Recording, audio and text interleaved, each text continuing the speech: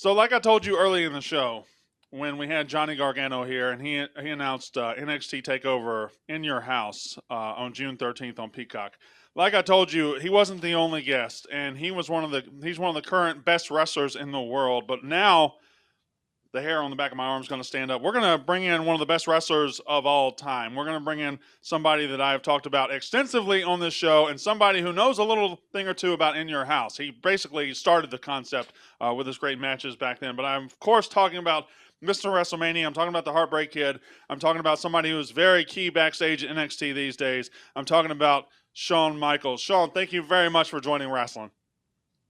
Yeah, thanks for having me, and obviously thanks for the big buildup. It's only going to go down, go downhill from here. But thank you very much anyway. Well, you're here for many reasons, but I've been watching every Sunday night these A&E biographies about Booker T just was, and then they had Stone Cold Steve Austin, they had the Randy Savage, several, and there's 8 of them, and you're coming up very, very soon. My question to you is, as somebody who's followed your career my entire life, pretty much. How many biographies do you have out there, Shawn? It's like 30 at this point. Yeah, I think so. Well, look, you screw up your life enough, they want to do a lot of, you live a train wreck of a life. They want to capture that sometimes and tell that story. But yeah, there are a number of them out there. This is obviously very different now. A&E, I think, is probably a very different audience, I would imagine. And I guess some of it also, I guess the tragedy doesn't nearly sell as well as the second half of my life, right? Yeah, or it always sells better. But I guess I'm always thankful that at least now we're, able to at least put a little focus on now. More of my life has been good as opposed to the other side. But obviously you don't become the person who you are without the past. And look, it's what it was, and obviously excited to at least show it to maybe folks that don't know about it. So right now you're coming to you got the NXT in the background there, and we were down at Vengeance Day a couple of months ago. We saw you guys in the background, but for people who don't know exactly what Shawn Michaels is up to these days, why don't we go into that a little bit? What's going on down there with you and NXT? Yeah, well, so first it started out here again as just coming out in here as a coach. Hunter was very open about, look, just stick your big toe in, see what you like, what you enjoy, and then we'll go from there. And he did that knowing full well. He knows his friend like the back of his hand that before long I would be all the way in and want to be part of absolutely everything that is NXT. And that's where we're at 4 years later. I do produce the UK brand. Obviously, they've been very trusting and putting that in my hands. And I do absolutely everything I can here with NXT domestic, producing, directing, creative. I absolutely help in every aspect that I can, dealing, obviously one-on-one with the talent. And then, I don't know, again, I do absolutely everything that is asked of me, and best I understand things that I didn't even know what properly describes producer and executive, I don't know, and director and stuff like that. It's all stuff that comes natural to me, and apparently there's really cool titles, I guess, that come along with that, most of which I don't pay that much attention to. Well, I don't pay attention to titles either, but so I have questions. So we're going into NXT Takeover in your house, which somebody's getting a message. I'm sure it's a wonderful, wonderful message. Yeah, it's me, a bunch of UK. We have UK tapings this week, and so I'm having to approve a bunch of stuff over there. I apologize. I don't know how to make it not come into my computer. Can I tell you a secret? I think Walter's pretty good. I don't know if anybody's ever told you that. Oh yeah, Walter's the man. I'll put our UK champion up against anybody. I mean, that dude. I just I know that you have to. I know that you're in this stage of your career, and you're not a wrestler anymore. But you got to watch that guy sometimes and thinking, man, I could have done some things with this guy. Yeah, no, look, I will say this: there are a lot of them, and that's why again, it's very, because again, everybody sort of has their dream matches, and you don't know, but there are always times where I see a lot of people. Heck, you had him on a little bit ago, Johnny Gargano. There are a number of guys, Adam Cole, Walter, just Finn Balor, a number of people that you look at and you think to yourself, man, if I was just born a little bit later, that would have been really fun, because there are just so many talented, guys out there for myself personally that I think would have been very interesting, and a lot of fun to work with. And Walter is definitely one of them. You had a knack for being able to work with everybody. It's been talked about not just by you, but by everybody that's ever worked with you. Shawn can do whatever you need him to do. Did you prefer to work with guys your size, or did you prefer to go in there and make the big guys look gigantic? Honestly, so that's what I enjoyed most about my career, which again, and you don't, it's so everybody's almost always has a style. And it took me a long time to realize, like, I don't really have a style. One of the things that I did is I adapted and adjusted to everybody. And I think that's what gave me the opportunity to have so many different matches and pretty darn good matches with a lot of guys, because that's what I enjoyed most about it. It was not putting myself in a box and adjusting to whatever it was they did really well. And I think that's, when everything's said and done, to the point you made earlier, that's, I think, was probably my best strength, which was my adaptability. But it also really, kept me in the area that I enjoyed most, which was, how can I make this the best match possible? And sometimes, if you have painted yourself into a certain style, sometimes that can be a little bit more difficult. And so that's I didn't go in planning it that way, but that's how it ended up turning out. So one of the questions I get since I started this show 6 months ago was, everybody wants to know, who do you think the greatest of all time is? Who's the GOAT? Who's this? Who's that? And I've answered it before, but my question to you: do you concern yourself with greatest of all time discussions? I don't. It's funny, when you're younger, certainly you do. Right. But now, of course, I don't know. I'm now only to look at.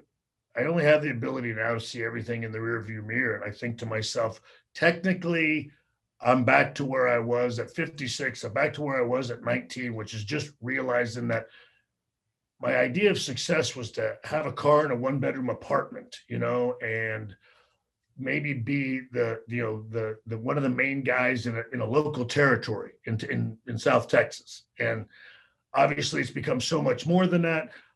I'm now unbelievably flattered that I get mentioned. Look, people argue about it, whether who is and who isn't, and my name's in there, and that to me is good enough. That is beyond my wildest dreams. So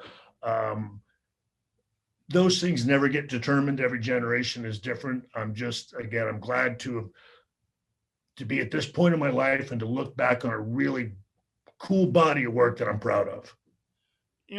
When it comes to your early career, you are the most honest guy in the world I've ever seen in wrestling. You will just lay it out there. You'll say, what you were. You'll say how you acted. You're the most honest guy in the world. Do you ever want to just sit back and tell people, hey guys, shut up, I wasn't that bad? So look, there are times, because look, the one thing, and it's tough, because in our business, when you try to, and you do confess that, okay, yes, I did this, and this. Ours is a business that's very easy. Like, they don't see that as, oh, that's pretty cool of them. They go ahead and take more and add more and add more. And after a while, you just go, So I will say, there are things that I wasn't as bad at, and things that didn't happen. It's like, that's a bit over exaggerated, but nothing that I don't know. It's nothing that you lose sleep over. I'm very, like, you worry about it when your kids are younger. But now I'm old enough to, and my children are old enough to let it get back and explain to them, like, all right, this one's real, this one's not. But I don't know. Like I said, I've been, there was a time it bothered me, but that time is long since passed. And especially, I think it helps that I've admitted to most of it, you know what I mean? And the stuff that I haven't, it's because, well, I don't know what to say, but it didn't happen, or it didn't happen like that. So I don't know. I'm good with it, I guess. As a producer, do you ever get frustrated with guys the way the producers would get frustrated with you back in the day? I don't. One, because none of them, none of them are as bad as I was. Um, and and the times that they are, I guess that's what helps. I'm pretty good about not judging. I understand they're not going to have a thought or emotion that I haven't had, and I always, at least, am able to put myself in their position and explain it to them that from that standpoint. And I do. I think they appreciate that I'm honest with them, and that they can be honest with me, and we can say, like, look, we both know this is BS, right? But and again, I think that helps. So you already mentioned some guys. We're talking about NXT in 2021. You're talking about Adam Cole. You're talking about Finn Balor. You're talking about Karrion Kross. You're talking about Johnny Gargano, who's been a bedrock of that organization for several years. Kyle O'Reilly, I think one of the more underrated wrestlers of the last few years. It is a roster full of guys who can just flat out go in the ring. As we go towards NXT Takeover in your house, June 13th. Just tell me about what do you think about the state of NXT and just the quality of wrestlers you guys have there? Look, I think it's great. I think it'll continue to grow as all the names you mentioned. Such, I don't know, a pretty darn solid foundation. But even without that, you're not mentioning Cameron Grimes, L.A. Knight, Swerve. We've still got, and that's what's so fantastic about this. We have so many people coming from underneath, and there's a whole other group of young talent that are underneath that. And that's what I enjoy about this. Again, we never get out of that fun, enjoyable stage when wrestling is at its purest and you're doing it for the passion and the sheer love of doing it. And that's what I like about it. I absolutely understand, and there's a huge benefit to when it becomes business and making your money and getting yours.